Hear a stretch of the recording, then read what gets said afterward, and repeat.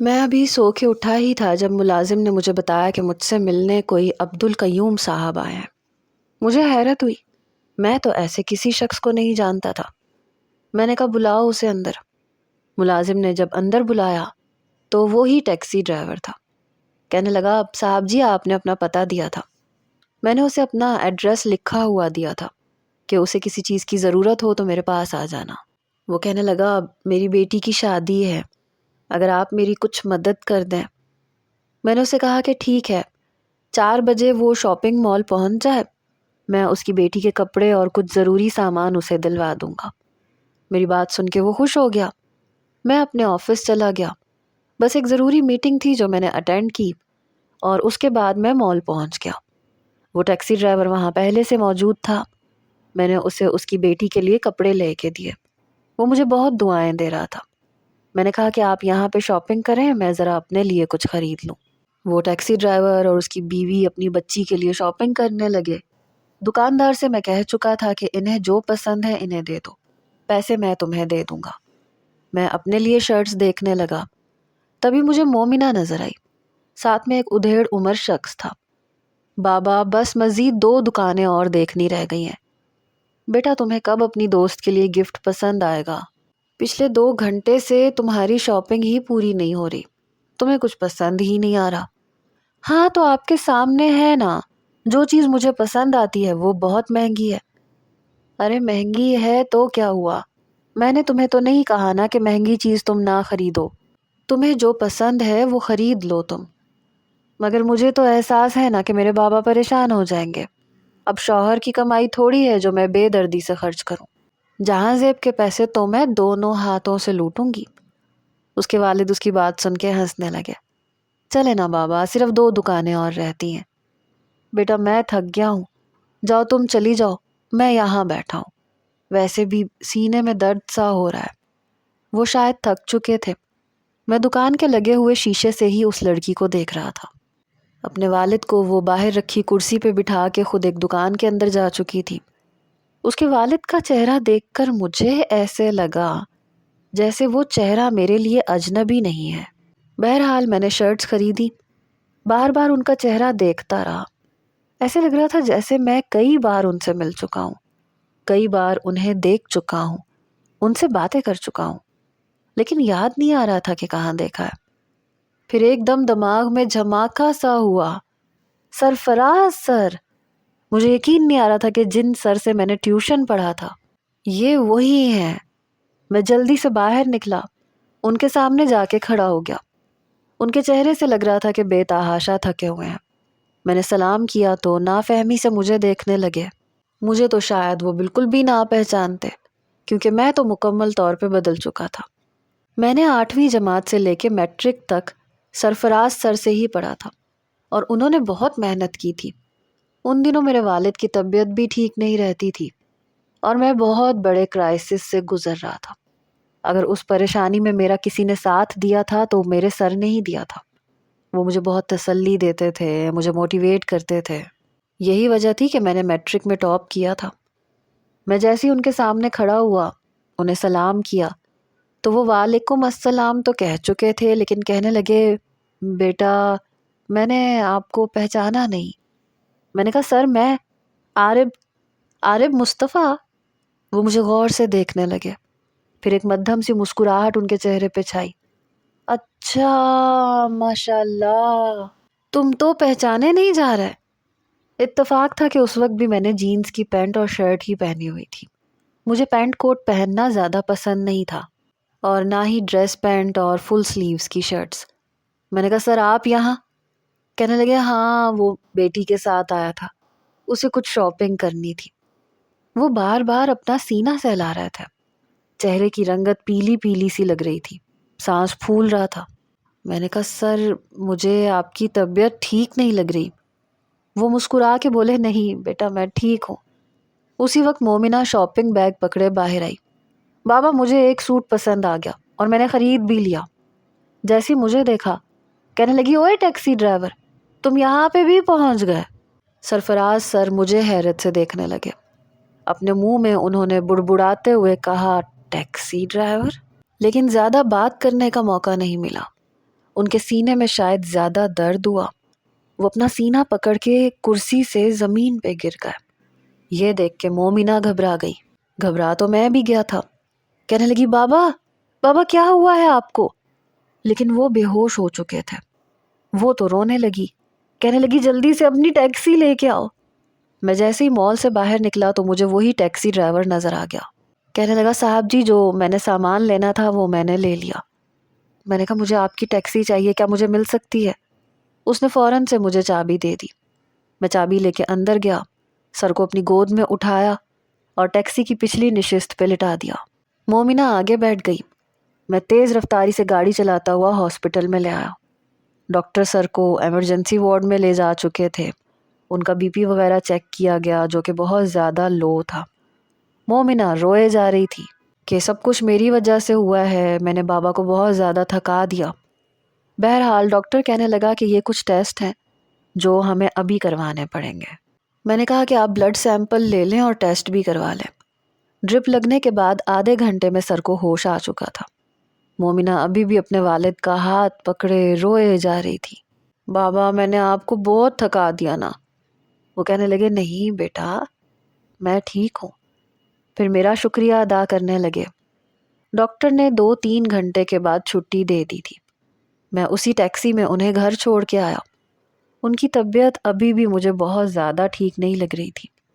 جیسے ہی میں ان سے اجازت طلب کر کے واپس جانے لگا تو وہ کہنے لگے عارب بیٹا ہسپتال کا بل کتنا آیا مجھے بتا دو، میں تمہیں پیسے دے دیتا ہوں۔ میں نے کہا سر آپ مجھے کیوں شرمندہ کر رہے ہیں، اتنا تو میں دے سکتا ہوں۔ وہ ابھی بھی اپنے والد کو اور مجھے حیرت سے دیکھ رہی تھی۔ میں ٹیکسی میں بیٹھ کے واپس آیا، دیکھا تو عبدالقیوم اور اس کی بیوی ابھی تک اسی مال کے برابر میں ہی کھڑے تھے۔ میں نے ان کی ٹیکسی واپس کی اور ان کا بل بھر کے واپس آ گیا۔ میں سوچ بھی نہیں سکتا تھا کہ وہ لڑکی سر کی بیٹی ہوگی۔ وہ تو بہت متانت پسند قسم کے شخص تھے، ٹھنڈے مزاج کے۔ انہیں پیسوں کی کوئی لالچ کبھی نہیں ہوئی، تو پھر ان کی بیٹی کو پیسوں کی اتنی لالچ کیوں تھی؟ میں جانتا تھا کہ ان کا تعلق متوسط گھرانے سے ہے، پتہ نہیں کیوں لیکن میں اس لڑکی کے بارے میں سوچنے لگا، کیونکہ وہ سر کے مزاج سے بالکل برعکس تھی، اور مجھے یہ بھی پتا تھا کہ سر کی بیوی کے انتقال کو کافی ٹائم گزر چکا ہے۔ انہوں نے اکیلے ہی اپنی بیٹی کی پرورش کی ہے۔ بہرحال اگلے روز میں نے سوچا کہ مجھے ان کی خیریت پوچھنے جانا چاہیے، لیکن میں نہیں چاہتا تھا کہ میں اپنی اصل حیثیت کے ساتھ جاؤں۔ میں نے عبدالقیوم کو فون کیا۔ میں نے کہا اپنی ٹیکسی کتنے کی بیچو گے؟ وہ حیرت سے بولا جی صاحب جی کیا مطلب؟ میں نے کہا میں تمہیں اس ٹیکسی کے بدلے میں ایک بہت اچھی اور نئی ٹیکسی خرید کے دے دیتا ہوں۔ یہ سن کے تو وہ خوش ہو گیا، کہنے لگا آپ اس کھٹارا کا کیا کریں گے؟ میں نے کہا وہ تم چھوڑو، تم اپنی ٹیکسی لے کے میرے گھر پہنچ جاؤ اور میں تمہیں نئی ٹیکسی دلوا دیتا ہوں۔ اس کے تو وارے نیارے ہو گئے۔ بہرحال وہ میرے گھر پہنچا، اپنی ٹیکسی مجھے دے دی۔ میں نے اپنے مینیجر کو فون کر کے گھر بلا لیا تھا۔ میں نے کہا کہ ان کے ساتھ جاؤ اور انہیں نئی ٹیکسی لے کے دے دو۔ عبدالقیوم میرے مینیجر کے ساتھ چلا گیا۔ میں نے ایک عام سا سادہ سا لباس پہنا، شلوار قمیض، اور ٹیکسی میں بیٹھ کے سر کے گھر پہنچ گیا۔ جیسے ہی میں نے ڈور بیل دی تو کسی نے بھی دروازہ نہیں کھولا۔ میں نے پھر سے بیل دی اور اس بار کچھ لمبی بیل دی۔ کون ہے؟ اس لڑکی کی چنگاڑتی ہوئی آواز میرے کانوں میں سنائی دی۔ میں نے بیل کے بٹن سے ہاتھ ہٹا لیا۔ اس نے دروازہ کھولا، بڑے غصے میں تھی۔ یہ بیل صرف بجانے کے لیے ہے، ہاتھ رکھ کے بھول جانے کے لیے نہیں ہے۔ میں نے کہا وہ مجھے آپ کے والد کی خیریت پوچھنی تھی۔ کہنے لگی کیوں؟ میرے والد تمہارے کیا لگتے ہیں؟ بس اپنا کرایہ بتاؤ کتنا بن گیا ہے اور ہاسپٹل میں تمہارے کتنے پیسے لگے ہیں۔ میں جانتی ہوں تم بڑی مشکل سے گزر بسر کر رہے ہوگے، لیکن کیا ضرورت تھی اتنے مہنگے اور پرائیویٹ ہاسپٹل میں لے جانے کی؟ ہم بھی کوئی بہت زیادہ لینڈ لارڈ نہیں ہے۔ اب جلدی بتاؤ کتنے پیسے بنے، میں اندر سے لے کے آتی ہوں۔ میں نے کہا میں صرف آپ کے والد کی خیریت پوچھنے آیا ہوں، پیسے لینے نہیں آیا۔ کہنے لگی کیوں؟ شیخ چلی کی اولاد میں سے ہو؟ دیکھو ہم پہ زیادہ احسان کرنے کی ضرورت نہیں ہے تمہیں۔ اگر تم یہ سمجھ رہے ہو کہ تم پیسے نہیں لوگے اور میرے دل میں تمہارے لیے کوئی گنجائش بن جائے گی اور تم مجھے پھنسا لوگے تاکہ ہمارے گھر پہ قبضہ کر سکو؟ تو یہ سوچ ہے تمہاری۔ میں بہت چالاک لڑکی ہوں۔ اس لڑکی کی بات سن کے میں حیرت زدہ ہوا تھا۔ بے ساختہ میرے منہ سے نکلا، واٹ؟ کہنے لگی انگریزی کے 4 لفظ سیکھ لیے تو کیا مجھ پہ استعمال کرو گے؟ اپنی اوقات مت بھولو کہ تم ایک ٹیکسی ڈرائیور ہو۔ پتہ نہیں اس لڑکی کو گھمنڈ کس بات کا تھا۔ اگر ابھی میں اسے بتا دیتا کہ میں کون ہوں تو اسے شاید حیران ہونے کا بھی موقع نہ ملتا۔ خیر، وہ دروازے سے اتنا پیچھے ہٹی کہ میں بآسانی اندر آ سکتا تھا۔ میں اندر آ گیا۔ کہنے لگی، ارے ارے تم کہاں منہ اٹھا کے اندر آ رہے ہو؟ میں نے کہا کہ آپ کے والد کہاں ہیں؟ میں انہی کے ساتھ حساب کتاب کروں گا۔ کہنے لگی، وہ سو رہے ہیں اور کوئی ضرورت نہیں ہے انہیں تنگ کرنے کی۔ بتاؤ کتنے پیسے بنے ہیں تمہارے، کرائے سمیت، اور ہاں اس دن کا کرایہ بھی بیچ میں شامل کر کے بتانا، اور آج کے بعد مجھے تمہاری شکل نظر نہ آئے۔ پتہ نہیں کیوں تم میرا پیچھا کر رہے ہو۔ میں نے اس کی کوئی بات سنی ہی نہیں۔ گھر زیادہ بڑا نہیں تھا لیکن ڈبل پورشن کا تھا۔ باہر صحن تھا، اندر چھوٹا سا لاؤنج تھا، 3 کمرے تھے۔ ایک کمرہ کھلا ہوا تھا۔ سامنے بیڈ پہ مجھے سرفراز سر لیٹے ہوئے نظر آئے، جو شاید شور کی آواز سے اٹھ گئے تھے۔ مومنہ، بیٹا کون آیا ہے؟ میں ان کے کمرے میں چلا گیا۔ ارے ارے تم کہاں اندر گھسے چلے جا رہے ہو، ہٹو پیچھے۔ وہ میرے پیچھے پیچھے آ رہی تھی۔ میں جلدی سے سرفراز سر کے کمرے میں ہی داخل ہو گیا۔ مجھے دیکھتے ہی وہ اٹھ کے بیٹھ گئے۔ ارے عارب، آؤ بیٹا اندر آ جاؤ۔ مومنہ حیرت سے اپنے باپ کو دیکھنے لگی۔ کہنے لگی، بابا آپ بھی نا ہر ایک کو گھر میں گھسانے کے لیے فوراً تیار ہو جاتا ہے۔ ہر ایک کو اندر نہیں بٹھایا جاتا، کچھ لوگوں کو دروازے سے ہی فارغ کر دیا جاتا ہے۔ ایک تو میں آپ کی اس ہمدردانہ مزاج سے بڑی پریشان ہوں۔ انسان کو اپنا سٹینڈرڈ بھی دیکھنا چاہیے۔ سر کہنے لگے، جاؤ بیٹا جاؤ، جا کے چائے بنا کے لاؤ۔ وہ اپنے باپ کو غصے سے دیکھتی ہوئی کمرے سے باہر چلی گئی۔ کمرے میں ایک ہی کرسی تھی۔ میں وہ کرسی اٹھا کے سر کے بیڈ کے پاس رکھ کے بیٹھ گیا۔ میں نے کہا، کیسی طبیعت ہے آپ کی؟ کہنے لگے، بیٹا میں ٹھیک ہوں، بس ایسے ہی ذرا سا چکر آ گیا تھا۔ میں نے کہا، سر آپ ابھی بھی ٹیوشن پڑھاتے ہیں؟ کہنے لگے، نہیں بیٹا، جاب کرتا ہوں۔ پہلے جاب کے ساتھ ٹیوشن پڑھا لیتا تھا، لیکن اب تو جاب ہی کر لوں تو بڑی بات ہے، بوڑھا بھی تو ہو گیا ہوں نا۔ یہ کہتے ہوئے ذرا سا مسکرائے تھے۔ چہرے کی رنگت ابھی بھی پیلی لگ رہی تھی۔ پھر گہری سانس لینے لگے، مجھ سے پوچھنے لگے، بیٹا تم آج کل کیا کر رہے ہو؟ مجھے تو مومنہ کی بات سن کے حیرت ہوئی کہ تم ایک ٹیکسی ڈرائیور ہو۔ تمہارے بابا کا تو اچھا خاصا کام تھا۔ میں نے پتہ نہیں کیوں جھوٹ بول دیا۔ میں نے کہا، ہاں لیکن وہ سب ختم ہو گیا تھا۔ میرے والد کا انتقال ہوا اور پھر کچھ دھوکہ ہوا، تو آج کل صرف ٹیکسی ہی چلا رہا ہوں۔ وہ افسوس کرنے لگے، تم تو پڑھنے میں بہت اچھے تھے، بہت محنتی تھے۔ بہرحال مومنہ چائے بنا کے لے آئی تھی، ساتھ میں بسکٹ بھی تھے۔ وہ کہنے لگے، لو بیٹا کھا لو۔ کہنے لگی، بابا ان سے پوچھیں ان کے کتنے پیسے دینے ہیں ہم نے۔ یہ سن کے سر کہنے لگے، ہاں مجھے تو یاد ہی نہیں رہا، بتاؤ بیٹا عارب کتنا خرچہ ہو گیا تمہارا؟ میں نے کہا، سر میں آپ سے یہاں پہ پیسے لینے کے لیے نہیں آیا، میں آپ کی خیریت پوچھنے کے لیے آیا ہوں۔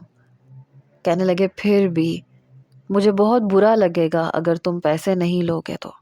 میں نے کہا، سر پلیز مجھے شرمندہ نہ کریں، آپ کو اندازہ نہیں ہے کہ آپ میرے لیے کتنی اہمیت رکھتے ہیں۔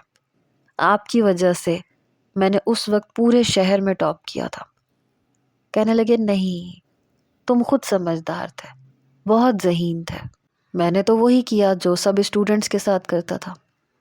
بہرحال چائے پی کے میں واپس آ گیا۔ اپنا نمبر میں نے ہاسپٹل میں لگایا تھا۔ 2 دن کے بعد مجھے ڈاکٹر کی کال آئی کہ رپورٹس میرے پاس آ چکی ہیں، آپ سرفراز صاحب کے کیا لگتے ہیں؟ میں نے کہا کہ آپ مجھے بتائیے کیا مسئلہ ہے؟ کہنے لگا کہ آپ ہاسپٹل آ سکتے ہیں۔ میں اس وقت آفس میں تھا۔ میں نے کہا، جی ہاں میں 6 بجے تک پہنچ جاؤں گا۔ 5 بجے تک آفس کا کام نمٹا کر 6 بجے میں ہاسپٹل پہنچ گیا۔ ڈاکٹر کے سامنے بیٹھا تو اس نے رپورٹیں میرے سامنے رکھی۔ کہنے لگا جس چیز کا ہمیں شک تھا وہی ہوا اور نہایت ہی خطرناک بیماری ہے۔ میں نے کہا کیا مطلب؟ کہنے لگے ہمیں شک تھا کہ شاید انہیں بلڈ کینسر ہے، لیکن ہم چاہتے تھے کہ ان کے مزید ٹیسٹ کروائیں۔ یہ سن کے میرا دل دھڑکنا بھول گیا تھا۔ ڈاکٹر کہنے لگا کہ کیا یہ آپ کے فادر ہیں؟ میں نے کہا یہ میرے فادر کے دوست ہیں اور پلیز آپ ان کے سامنے یہ سب کچھ ذکر مت کیجیے گا۔ کہنے لگا ٹھیک ہے، لیکن آپ جلد از جلد مریض کو لے کر آئیں۔ ہم چاہتے ہیں کہ مزید ٹیسٹ کروا کر اپنا شک دور کریں، اور خدا نہ خواستہ اگر ایسا ہے تو دیکھیں کہ ان کا کینسر کس اسٹیج پہ ہے۔ یہ سن کے میں پریشان ہو کے رہ گیا تھا۔ بہرحال میں واپس اپنے گھر گیا، کپڑے تبدیل کیے۔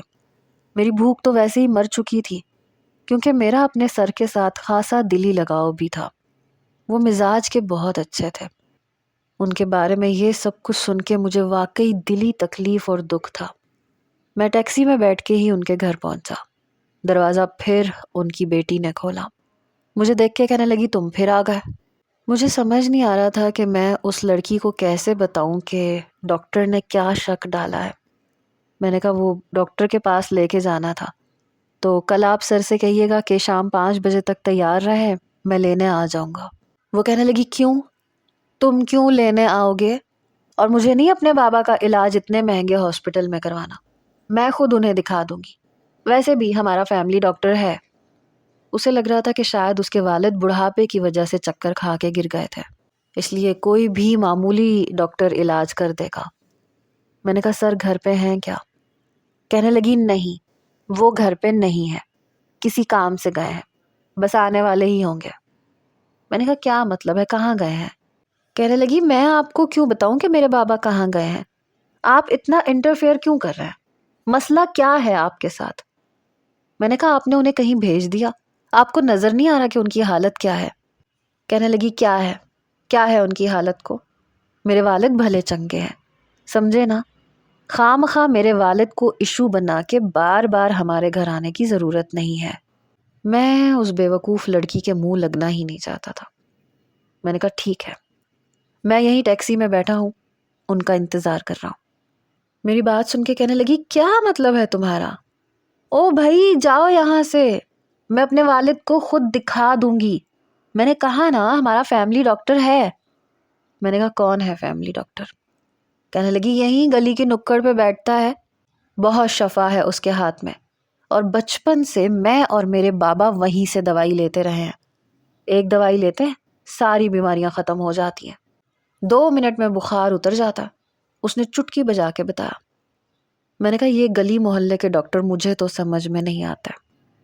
بہرحال کل 5 بجے آپ سر سرفراز سے کہیے گا کہ وہ تیار رہیں، میں لینے آؤں گا۔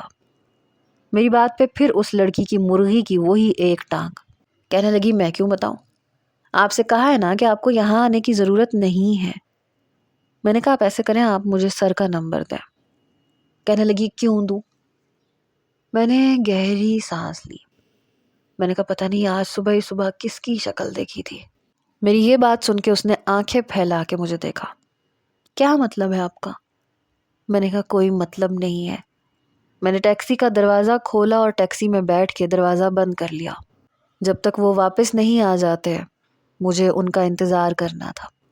وہ بھی مین گیٹ زور سے بند کر کے اندر جا چکی تھی۔ آدھے گھنٹے کے بعد ایک رکشہ ان کے گھر کے پاس کھڑا ہوا۔ دیکھا تو سر نیچے اتر رہے تھے، رکشے والے کو کرایہ دے رہے تھے۔ میں فوراً گاڑی سے اترا اور سر کے پاس آ گیا۔ مجھے دیکھ کے وہ حیران ہوئے، کہنے لگے بیٹا تم یہاں، خیریت تو تھی؟ میں نے کہا میں آپ سے ملنے آیا تھا، آپ کی طبیعت کیسی ہے؟ سانس ان کا ابھی بھی پھول رہا تھا۔ کہنے لگے میں ٹھیک ہوں بیٹا۔ انہوں نے مجھ سے ہاتھ ملایا تو ہاتھ بخار سے تپ رہا تھا۔ میں نے کہا آپ کو تو بہت تیز بخار ہے۔ کہنے لگے ارے نہیں ایسے ہی موسمی بخار ہے، ٹھیک ہو جائے گا۔ میں نے کہا سر میں آپ کو ڈاکٹر کو دکھانا چاہتا ہوں، ڈاکٹر نے کہا ہے کہ آپ کے مزید کچھ ٹیسٹ چاہیے۔ میری اس بات پر ان کے چہرے کی رنگت کچھ بدلی تھی۔ کہنے لگے ٹیسٹ چاہیے؟ کیوں چاہیے؟ نہیں بیٹا میں ٹھیک ہو جاؤں گا، مجھے کسی ڈاکٹر کی ضرورت نہیں ہے۔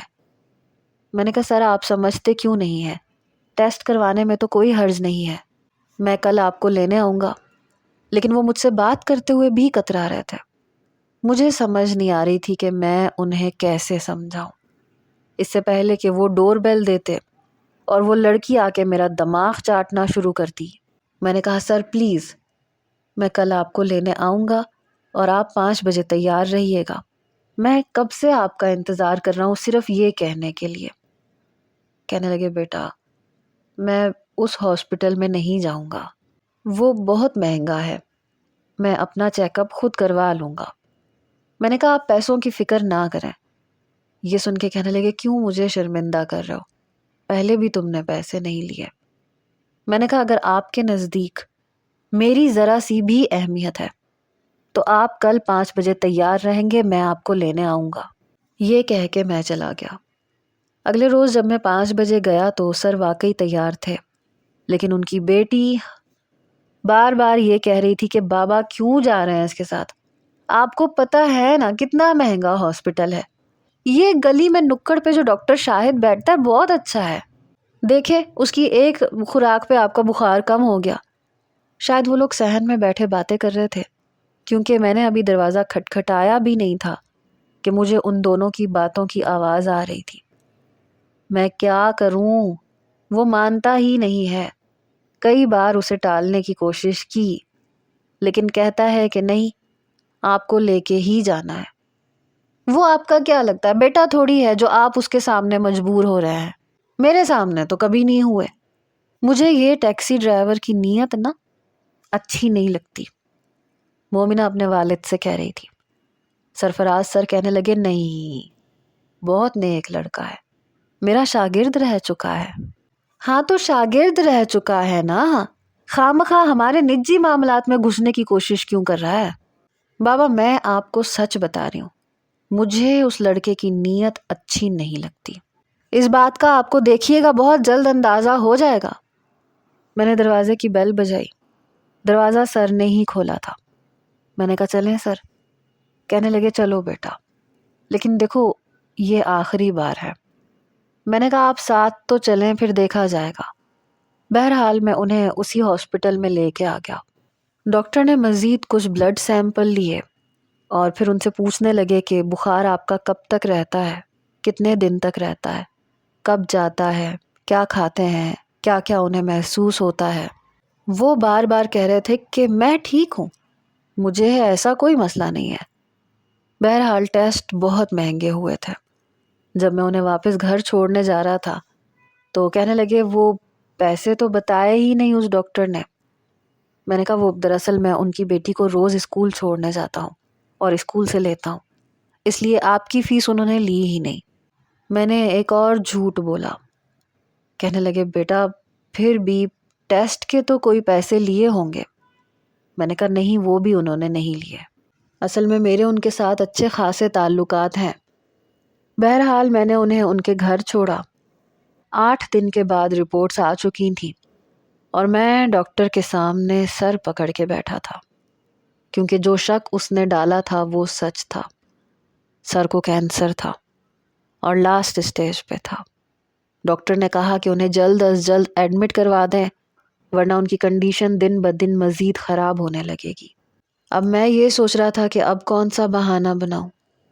بہرحال 2-3 دن تو میں یہ سوچتا رہا کہ ایسا کیا کہوں کہ سر میری بات مان کے علاج کروانے کے لیے تیار ہو جائے۔ میں دوپہر کے وقت ان کے گھر گیا۔ میں چاہتا تھا کہ ان کی بیٹی کے سامنے یہ بات نہ ہو۔ اس دفعہ سر گھر پہ ہی تھے، اس وقت بھی انہیں بخار تھا۔ کہنے لگے آج تو آفس جانے کی بھی ہمت نہیں ہوئی۔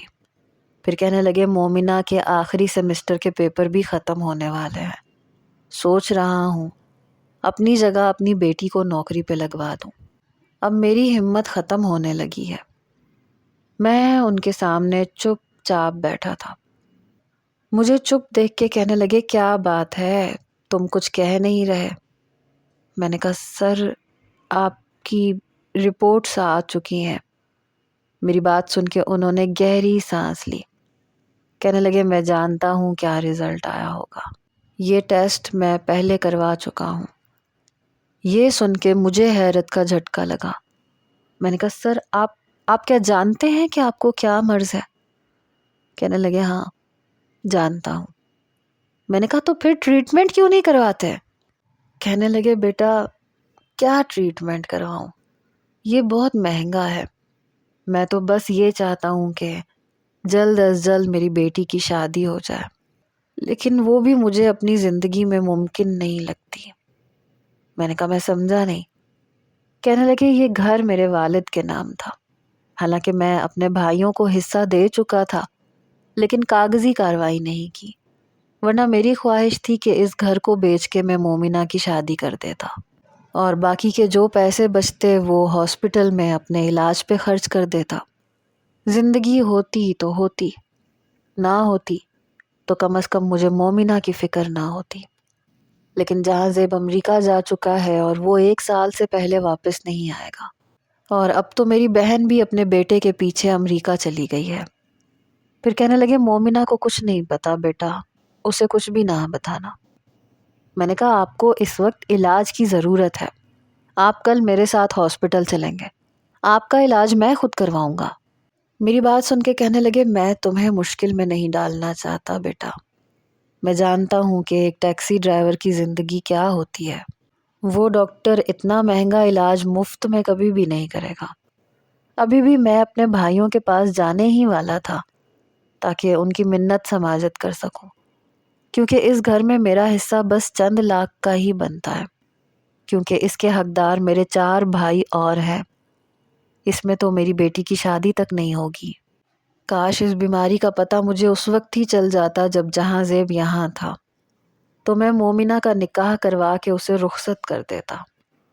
میری بیٹی مجھ سے بہت محبت کرتی ہے عارف، وہ یہ سب برداشت نہیں کر پائے گی، اس لیے میں ہر تکلیف خود پہ برداشت کر لیتا ہوں۔ ان کی آنکھوں میں آنسو تھے۔ میں نے کہا سر آپ میرے ساتھ چلیں، آج نہیں تو کل آپ کی بیٹی کو بھی اس چیز کا پتہ چل جائے گا۔ کہنے لگے جب پتہ چل جائے گا تب تک شاید میں زندہ نہ رہوں، میں نہیں چاہتا کہ میری زندگی میں اسے پتہ چل جائے، میں اسے روتا ہوا بلکتا ہوا نہیں دیکھ سکتا، ورنہ شاید موت سے پہلے مر جاؤں۔ بیٹا تم یہاں دوبارہ مت آنا اور مومنہ کو کچھ مت بتانا۔ میں نے کہا آپ ایک کام کریں، آپ یہ کہیں کہ آپ آفس کے کسی کام سے 15 دن کے لیے کہیں جا رہے ہیں اور ان 15 دنوں میں آپ کا ٹریٹمنٹ ہو جائے گا، اور آپ پیسوں کی فکر نہ کریں، پیسے میں کہیں سے بھی کر لوں گا۔ میری بات سن کے کہنے لگے اچھا میں مومنہ سے بات کر لوں گا، لیکن تم میرے لیے اتنا کچھ کیوں کر رہے ہو؟ میں نے کہا سر آپ ایسی باتیں کر کے مجھے غیر کیوں بنا دیتے ہیں؟ جب میں تکلیف میں تھا تو کئی بار آپ نے میرے آنسو صاف کیے تھے، میری تکلیف کو تکلیف سمجھا تھا۔ میں نے سر کا نمبر بھی اپنے موبائل میں سیو کر لیا اور اپنا نمبر انہیں دے دیا تاکہ وہ مجھے جلد از جلد یہ بتائیں کہ وہ کب ایڈمٹ ہوں گے۔ میں گھر واپس آ گیا تھا لیکن میرا دل بے حد بوجھل تھا۔ اس باپ کی بے بسی سے بہتے ہوئے آنسو مجھے بہت اذیت دے رہے تھے۔ کتنی فکر تھی انہیں اپنی بیٹی کی، اور کتنے خود غرض تھے ان کے بھائی۔ 3 دن کے بعد مجھے سر کا فون آیا، کہنے لگے کہ میں نے مومنہ سے کہہ دیا ہے کہ مجھے آفس کے کام سے کہیں جانا ہے اور وہ اپنی سہیلی کے گھر رہ لے گی۔ اس کی سہیلی میرے دوست کی بیٹی ہے اور کافی اچھے لوگ ہیں، وہ وہاں رہے گی تو مجھے بھی ایک اطمینان رہے گا۔ پھر کہنے لگے کہ تم مجھے لینے آ جانا، کروا لیتا ہوں 15 دن کا علاج، دیکھتا ہوں یہ 15 دن کا علاج میری زندگی کے کتنے دن بڑھا دیتا ہے۔ خاصے ٹوٹے ہوئے لہجے میں بات کر رہے تھے۔ 3 دن کے بعد جب میں انہیں لینے گیا تو مومنہ گھر پہ نہیں تھی، وہ جا چکی تھی۔ میں انہیں ہاسپٹل لے کے آ گیا، وہ ایڈمٹ ہو چکے تھے۔ میں اپنے آفس کے کام سے فارغ ہو کے سیدھا ہاسپٹل چلا جاتا، ان سے باتیں کرتا رہتا۔ ایک بار میں نے کہا کہ آپ نے اپنی بیٹی کے منگیتر کو نہیں بتایا کہ آپ کس بیماری میں مبتلا ہیں؟ کہنے لگے بتایا تھا، لیکن وہ کہنے لگا کہ مجھے چھٹی نہیں ملے گی، اب میری خاطر وہ اپنی نوکری تو نہیں چھوڑ سکتا نا۔ میں نے کہا پھر بھی آپ مجھے بتائیں وہ کس کمپنی میں جاب کرتا ہے؟ میری بات سن کے انہوں نے مجھے حیرت سے دیکھا، کہنے لگے تم کیا کر لو گے؟ میں نے کہا میں جو کر سکا وہ کروں گا، لیکن اس وقت اسے یہاں ہونا چاہیے، آپ کے پاس۔ انہوں نے گہری سانس لی، کہنے لگے یہ دنیا بڑی خود غرض ہے بیٹا، جانتے ہو وہ یہاں سے جانے سے پہلے مجھ سے 8 لاکھ کی رقم ادھار لے کے گیا تھا۔ یہ سن کے مجھے حیرت کا جھٹکا لگا۔ کہنے لگے مومنہ یہ بات نہیں جانتی۔ میں نے کہا تو آپ نے کیوں دیے اسے پیسے؟ اسے نظر نہیں آ رہا تھا کہ آپ کے حالات کیسے تھے؟ انہوں نے گہری سانس لی، کہنے لگے بیٹا نہیں، یہاں کوئی نہیں دیکھتا کہ سامنے والے کے حالات کیسے ہیں۔ میرے پاس مومنہ کا جو بھی زیور تھا وہ میں نے بیچ کے جہازیب کو دے دیا تھا کہ کل کو وہ اچھی جاب کرے گا تو فائدہ تو میری بیٹی کو ہی ہوگا۔ کہہ رہا تھا کہ مومنہ کو بھی ساتھ لے جائے گا۔ پھر کہنے لگے میں تو صرف اللہ سے اتنی زندگی مانگتا ہوں کہ اپنی بیٹی کو رخصت کر دوں۔ میں نے کہا آپ کو نہیں لگتا کہ آپ نے ایک خود غرض شخص کے ہاتھ میں پیسے دے دیے ہیں اور اپنی بیٹی کا ہاتھ بھی دے دیا ہے؟ وہ کہنے لگے مومنہ اسے پسند کرتی تھی اور پھر اس کے لیے کوئی دوسرا رشتہ بھی نہیں آتا تھا، اور اگر آتا بھی تھا تو ان لوگوں کی نظر میرے گھر پہ ہوتی تھی، اور یہ گھر میرا ہے بھی نہیں، بس چند لاکھ ہی ملیں گے مجھے یہاں سے۔ میرے بھائیوں نے میرے ساتھ بہت بڑا دھوکہ دیا۔ بہرحال جب پہلی بار ان کی کیمو تھراپی کی گئی تو